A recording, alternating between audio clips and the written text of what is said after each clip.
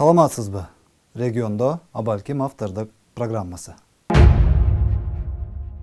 Биздин жаран Орхан Инан.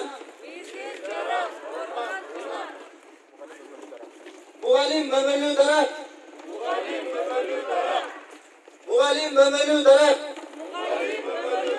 Билимин аябай биздин мугалимдерди чет мамлекеттен келип окутуп, биздин балдарыбызды окутаткан.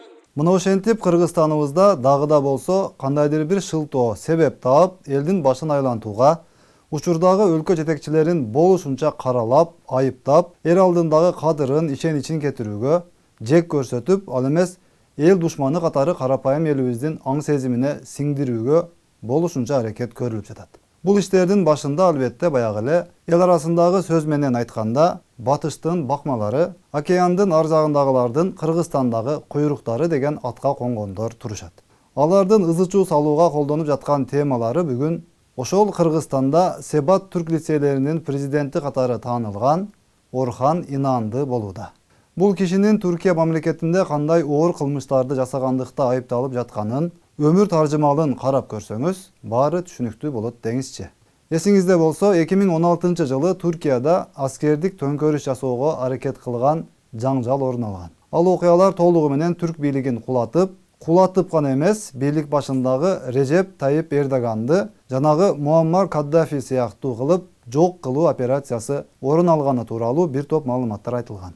Ал атайын операция Түркия элинин биримдиги менен ишке ашпай калып, уюштуруучулардын дээрлик баары камакка алынган болчу.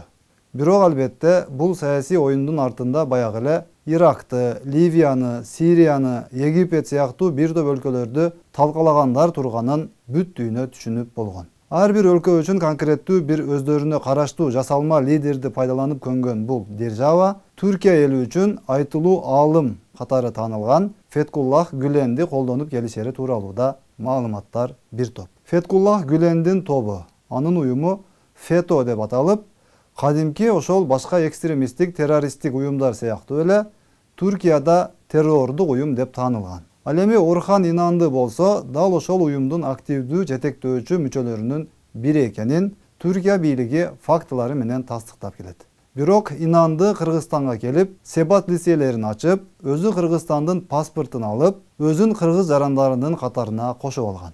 Өзү эле эмес, милициянын маалыматына караганда, Инанды өзүнө окшогон дагы 20дан ашык адамга кыргыз паспортун алып берген. Бирок Түркия жарандыгынан да баш тарткан эмес. Ушинтип Түркияда террордук кылмыштарга айыпталып келген ири уюмдун активдүү мүчөлөрүнүн айрым бөлүгү Кыргызстандын жараны болуп калышкан. Аларды Түркия бийлиги эбак эле издөөгө алып, Түркиядагы кылмыштары үчүн деген негизде жоопко тартууга аракет кылып келишкен.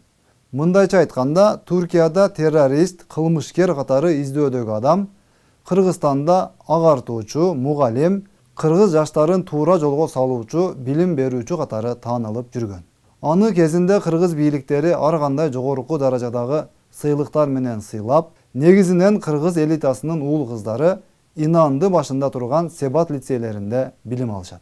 Кээ-бирлерине Инанды тарабынан жеңилдиктер берилип, башка чет мамлекеттерине барып окуу үчүн жардамдар берилип келген. Миңдеген кыргызстандыктар Себат лицейлеринде окуп, билим алып, Инандыны өзүнүн атасындай көрүп алышкандары да жок эмес. Атасын укпаса, укпай коюшу мүмкүн го, бирок Инанды үчүн жанын берүүгө даяр даражага жетип калган Себаттын окуучулары да жок эмес.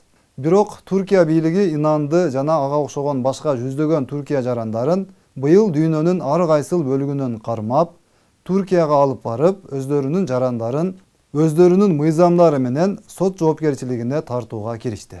Демек, Түркиянын дагы, Кыргызстандын дагы жарандыгына ээлик кылып жүргөн Орхан Инанды да бүгүн эми өз мекенинде өзү мүчөлүк кылган уюмга тагылып жаткан айыптоолорго байланыштуу соттук териштирүүлөргө катышууда. Орхан Инандыны кыргыз менен кыргыздын гражданы менен салыштырбагыла. Орхан Инанды башка мамлекетте, башка элде жасаган кылмыштар үчүн жооп берип атат. Кыргызстанда жасаган кылмыштар үчүн жооп берген жок азыркы күндө. Орхан Инанды сиз айтып атпайсызбы? Бардыгы эле кыргызстандыкты ушинтип башка мамлекетке көчүп кетти деп айтасызбы деп. Жок. Орхан Инанды бизге başka mamleketten kelген. Başka mamlekette oşol mamleketin aytuusuna, bugünkü aytuusuna jaraşa kılmış kılıp, terördük kılmış kılıp, anan bizim mamleketke kelip oturup kalgan adam katары. Бұл биринчиден. Экинчиден, урматтуу туугандар, ал Кыргызстандын жаран алгандыгы боюнча мен дагы бир жолу айтам, бизде кылмыш иш ачылган, ошол кылмыш иштин негизинде азыр тергелип атат. Анан сырткары, эгерде ал Кыргызстандын жараны болуп деп кала турган болсо, ал эч качан анда ал Турциянын жарандыгын тапшырыш керек эле. Тапшырыш керек эле. Бул Турциянын жарандыгын тапшырбастан кайра Турциянын паспорту менен колдонуп, ошо Турциянын паспорту менен жашап жүргөн. Ал сыртынан жылтырак, ичинен калтырак деп коет кыргыздар. Кыргыздар ушинтип коет. То есть сыртынан ал кыргыздын гражданимин деп жүрөт, а ичинен чөнтөгүндө Турциянын паспорту менен ошо Турцияга кайсыл бир ситуация өзгөрүп кетсе, кайрадан кетип калам деген максатта өздөрүнүн жумуштарын аткарып жүргөн граждандар болгон. Кыргыз менен Орхон Инанды салыштырбагыла. Ал эми Инанды үчүн жан күйдүрүп, парламентте же көчөдө ызы чуу салууга аракет кылып жаткандар менен Инандынын кандай тийиштиги бар экенин акыл эстүү адам түшүнүп эле турат. Фетошулардын ана башчысы делген Феткуллах Гүлен өзү учурда АКШда колдоого алынып, ошол жакта баш байнеге алып, ошолор менен активдүү кызматташып жатса. Анан биздин Кыргызстандагы батыштын кызматчылары Инандыны коргобой, анан сизди коргойт беле. Албетте, алар өздөрүнүн батыштагы кожоюндарынын тапшырмаларын так аткарууга милдеттүү жана ошолор кимди колдойсун десе, ошону колдоого мажбур. Ал эми карапайым кыргыз эли үчүн, мисалы, уул кыздары себат лицейлеринде окубаган ата-энелер үчүн Инандынын дагы, башкасынын дагы эч кандай кызыгы жок экени чында. Анткени аларды Инандыга байланыштырып турган эч кандай жеке кызыкчылык жок. Инанды эмес өзүнүн бир тууганынан бир күндө бир жолу кабар алганга жетишпей жаткан, тиричиликтин айынан күндөп-түндөп кетмен чаап эмгектенип жүргөн адам үчүн мындай саясий оюндар бир тыйындык дагы кызыгы жок экенин ким танат? Инандынын кыргыз элинин айрым бөлүгүнө жасаган жакшылыктары үчүн ыраазычылык билдирүү милдет. Бирок түрк жараны болуп туруп, Туркияда жасаган делген кылмыштары үчүн жоопко тартылышын Кыргызстанда саясий упай үчүн пайдалануу, бул албетте такыр башка саясий оюн экени түшүнүктүү болуп турат. Бул 30 жыл аралыгында кыргыз жарандыгын кимдер гана албады. Бир карасаң криминалдык дүйнөнүн лөктөрүнөн, бир карасаң террордук уюмдардын ана башчыларынан, бир карасаң ууру кесек, эл аралык издөөдөгү алдамчылардан, кыскасы кимдин колунда акчасы болсо, кыргыз паспортун каалаганча, каалаган аты менен кайра-кайра сатып алып жүрүп, мына ушундай жыйынтыктар чыгууда. Бирок ушул эле мезгилде кыргыз жарандыгын ала албай жүргөн миңдеген этникалык кыргыздарыбыз дүйнөнүн ар кайсыл бурчунда бар экенин да билебиз. Бүгүнкү бийлик ушундай бүт жагынан өтө оор акыбалга кептелген мамлекетти колго алып, бүт бардык маселени бүгүндөн кечиктирбей чечүү керек болгон шартта иш алып барууда. Кыргызстандагы коррупционерлерден баштап эл аралык баңгизат мафиясына чейин, алардын башында турган кээ бир өлкөлөрдүн башчыларына чейин душманга айланып, алар аз келгенсип өзүбүздүн ичибиздеги бийликке жете албай жүргөндөр, сырткы оюнчулардын Кыргызстандагы кызматчылары да туш тараптан душмандыгын көрсөтүп жаткан учур. Тажикстан менен болуп жаткан кырдаал, башкалар менен анын ичинде Кумтөр сыяктуу тараптар менен турган жагдайлардын баары бүгүнкү бийлик өтө чоң ажыдарлар менен алышып жатканынын бир четин айгинелеген белги экенин байкап турган жарандарыбыз да аз эмес.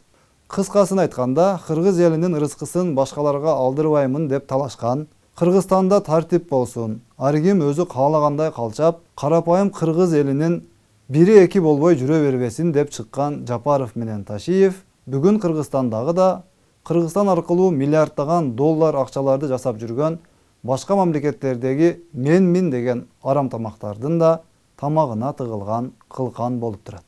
Мындай абалда көрүнгөндүн ушак айыңына ээрчип, өз ара бөлүнүп жарылбастан, бирибизден бирибиз акылдуу болуп көрүнбөстөн, биримдикте ынтымакта болууга ар бир патриотмун деген кыргызстандык милдеттүү экенин түшүнсө гана.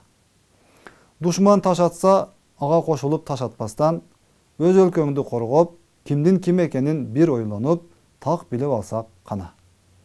Ойлонбой саясатта ойноп жүргөн айрым мекендештерибиздин бар экенин эске алганда, анда оюндан от чыгарып албай туруп, Кыргызстаныбызды туруктуу ынтымакта сактап калууга чакырабыз. Бүгүн сиз интернетте кыйын болуп аткан чакта, реалдуу жашоодо биздин өлкөбүз ар бир кыргызстандыктын жардамына муктаж болуп турганын түшүнүңүз. Шакылдап чыгып алып, ойду тоону сүйлөй бергенден мамлекет өнүгүп кеткенде, бул убакка чейин Кыргызстан гүлдөп, дүйнөдөгү эң эле алдыңкы өлкөгө айланып кетпейт беле. Саламатта калыңыз.